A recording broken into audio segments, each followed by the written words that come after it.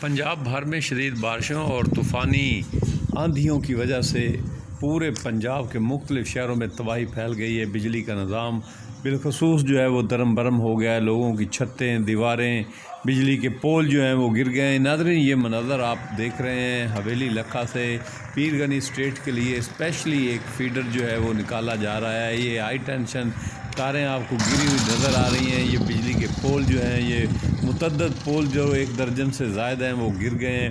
وابڑہ حکام جو ہیں ان کو درستگی کے لیے ان پہ عمل پیرا ہیں، کام کر رہے ہیں، لیکن دیکھنے کی بات یہ ہے کہ یہ اتنے نازک کھمبے جو ہیں، اتنی ہائی ٹینشن تاریں اور یہ کھمبے جو ہیں یہ معمولی آندھی کے جھونکے جو ہیں وہ چند برداشت نہیں کر سکے اور یہ سجدہ ریز ہوئے پڑے ہیں اور یہ پورا سسٹم جو ہے وہ زمین بوس ہو گیا ہے۔ یہ بجلی کے تاریں آپ دیکھ رہے ہیں پیر گنی روڈ کے لیے پاک پتن جانے کے لیے ٹریفک جو ہے وہ بھی معطل رہی ہے۔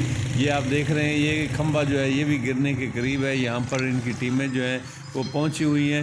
تو ARY نیوز نے یہ اسپیشل رپورٹ جو ہے وہ تیار کی ہے اور حکومت پاکستان سے بھی یہ مطالبہ کیا گیا ہے پروجیکٹ کو مکمل کرانے والے اور اس میں کرپشن کرنے والے احباب کے خلاف جو ہے وہ کارروائی منظر عام پہ لائی جائے۔ ٹھاکرا کے قریب یہاں پر رات جو طوفانی بارش اور شدید آندھی آئی اس کی وجہ سے یہ ایک مین لائن جو ہے اسپیشل ہیوی ٹینشن ٹرانسمیشن کے لیے جو ہے یہ ایک لائن جو ہے وہ اسپیشلی معروف سماجی سیاسی شخصیت میاں خاور مانیکا کی خصوصی کاوشوں سے جو ہے یہ نکالی جا رہی تھی، لیکن رات کے جو بارش اور طوفان نے اس لائن کو جو ہے وہ نیست و نابود کر دیا ہے۔